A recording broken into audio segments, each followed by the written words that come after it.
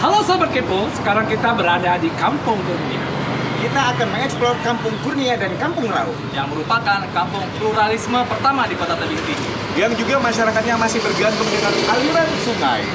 Dan jangan kemana-mana, tetap ikuti terus perjalanan kami di channel Mau tahu ya?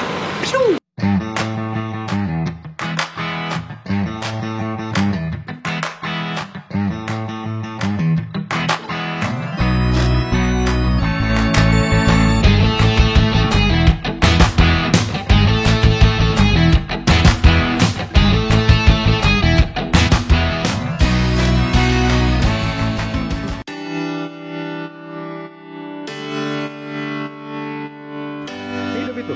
Masih,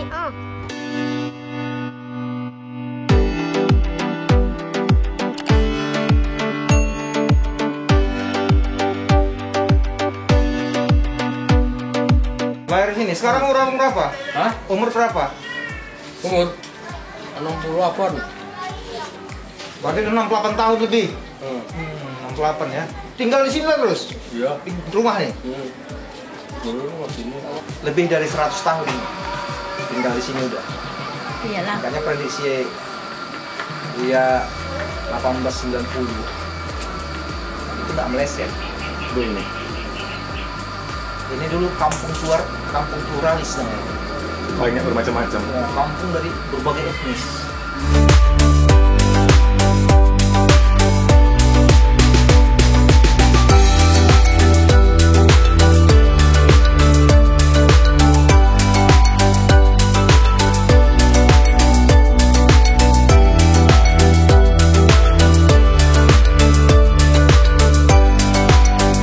Oke Sahabat Kepo sekalian, sekarang kita berada di sebuah rumah yang cukup tua yang berada di Kampung Rau. Dan saat ini kita sudah bersama dengan pemilik rumah tersebut dengan Bapak siapa Pak? Abdul Haris Nasution. Abdul Haris Nasution. Mulai dari tahun berapa Bapak menempati rumah panggung ini? Kalau saya lahirnya di sini, Ya. orang tua saya lahirnya di sini, Aha. ya. Atuk saya lahir di rumah ini. Jadi kira-kira udah berapa keturunan itu Pak? Jadi kalau dia menurut apanya, atuk saya, orang tua saya kan, saya lah kan, anak saya, cucu saya. Iit kami pun mau lagi.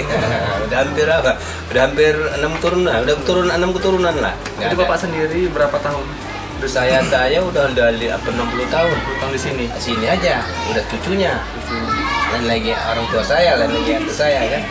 Jadi dulu membuka kampung ini ya memang atuk saya lagi. Jadi dulu ini kampung Rawa. Kampung Rawa. Nah, Dulunya Kampung Rawa. Kampung Rawa. Jadi yang memberi nama itu atuk saya itu Kampung Rawa. Jadi karena banyaknya orang dari Rawa, maka dibilang Kampung Rawa. Rau Sumatera Barat. Sumatera Barat. Jadi orang Rawa itu banyak di sini. Jadi karena banyaknya orang Rawa dibilang Rawa kan. Rumah inilah dulu yang paling lama. Karena udah hampir 120 tahun. 120 tahun Pak kira-kira. Jadi sampai sekarang rumah ini sudah ada nggak mengalami renovasi atau pergantian bahan? Belum ada. Belum ada ya sampai sekarang. Masih asli. Ya, nggak ada kami renovasi. Jadi Pak ini kan kita tahu kan daerah yang sering banjir. Iya. Kira-kira sampai mana banjir terbesar batas di sini? Ya, setahu saya tahun 80 Kita tahun 80-an gitu ya Pak? 80-an lah. Udah hampir satu batu itu. Orang udah tenggelam semua ini. Satu batu Nah, inilah tinggal naik Oh gitu. tangganya ya. tangga. Jadi airnya udah ngelibas-libas kemari nih. Jadi rumah ini tidak pernah masuk banjir memang. Tidak pernah. Itu yang paling tinggi. Simpang 4 itu udah tenggelam itu semua. Ya, kalau pendapat Bapak sendiri terkait dengan banjir yang sering terjadi, gimana nih Pak? Kami- Di kampung ini. Kalau menurut dari rumah ini kami nggak ada resah. Tapi kami kalau lihat di kampung ini ya banyak mengungsi. Kadang-kadang ya kesal lah ya kan. Ada nggak saran gitu Pak untuk mungkin mengatasi banjir atau yang berhubungan dengan banjir? Ya kalau sekarang dulu kan memang banjir itu hampir tiap tahun Iya. kan. Saya 1 tahun 3 kali 4 kali kan. Sekarang kan kena udah ada di tembok. Setahun 2 kali setahun sekali lah. Tapi tidak pernah terlalu tinggi. Besar lagi ya. Tidak besar lagi. Kalau di tahun 80-an nah, Ini udah ngungsi semua kampung ini. Oke, sobat kepo sekalian, itu tadi kita dengarkan penjelasan dari tuan rumah panggung yang rumah tertua di Kampung Rawa ya Pak ya. Jadi mari sama-sama tetap kita jaga keaslian yang merupakan bukti sejarah adanya kampung ini, supaya untuk bisa kita menjadikan pembelajaran untuk kita semua. Ya, sahabat sekalian, saya sekarang sedang berada di persimpangan 3. Jurusan ke atas itu Kampung Kurnia dan samping itu Kampung Rao. Inilah kampung yang cukup tua, namanya Kampung Kurnia, dan kampung yang dianugerahi oleh raja sebagai kampung tempat berkumpulnya banyak orang, atau kita kenal sebagai kampung pluralitas. Sahabat sekalian, sejarah Kampung Kurnia sebenarnya sangat menarik dan penuh dinamika. Inilah kampung yang sejak awal memang diperuntukkan bagi membangun semangat pluralitas, semangat keragaman bagi masyarakat di Kerajaan Negeri Padang Tebing Tinggi. Catatan kita yang saya temukan bahwa Kampung Kurnia ini dulunya merupakan areal perkebunan dari sebuah perusahaan Belanda namanya Tabats Maatschappij menerima konsesinya sejak tahun 1890 dan berakhir 1890. Pada saat peralihan konsesi itu, Raja Kerajaan Negeri Padang yang berkuasa, yakni Tengku Haji Muhammad Nurdin, kemudian meminta lahan di pinggiran sungai Bahilang untuk menjadi kawasan pemukiman. Kawasan pemukiman itu kemudian diberi namanya Kampung Kurnia. Artinya Kurnia itu berarti pemberian atau hadiah raja kepada masyarakat.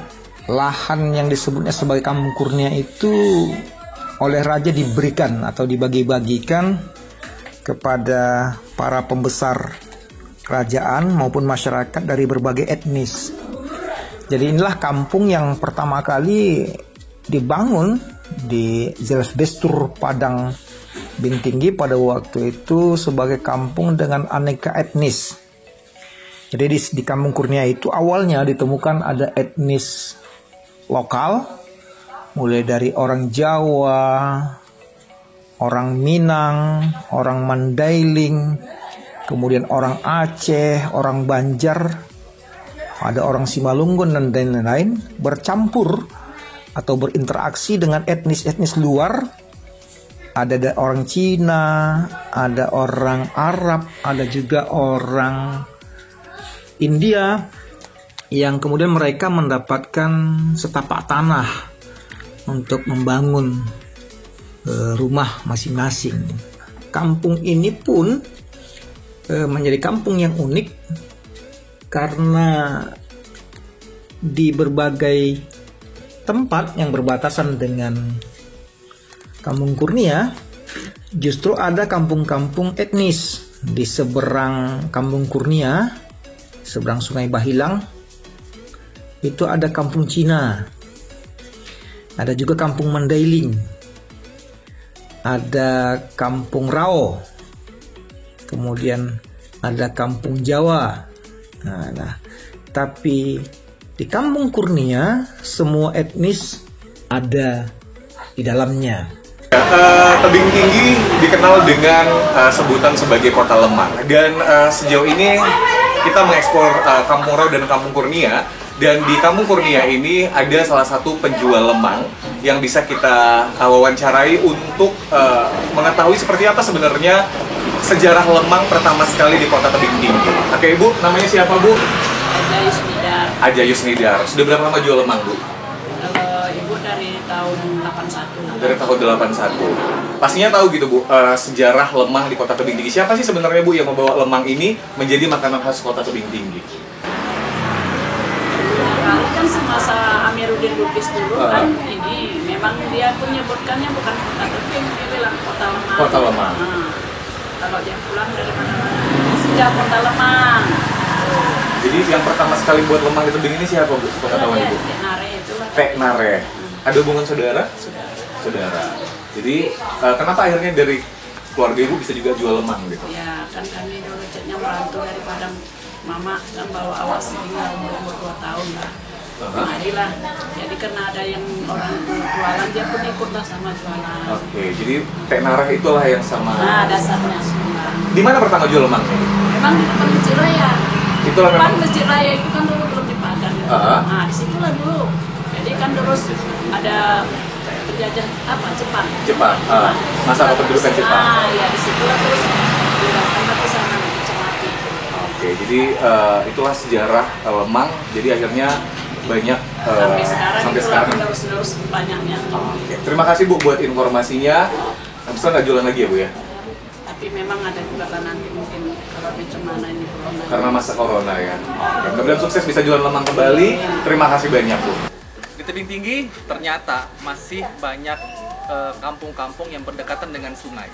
Di antaranya adalah Kampung Kurnia dan Kampung Rau. Dan kita masih bisa melihat bentuk rumah yang berusia ratusan tahun yang mengkondisikan kampung ini di masa yang lalu dan masih bisa dihuni oleh penghuninya.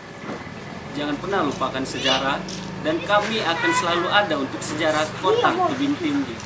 Jangan lupa like, comment, subscribe, dan share Di channel Mau Tahu Ya?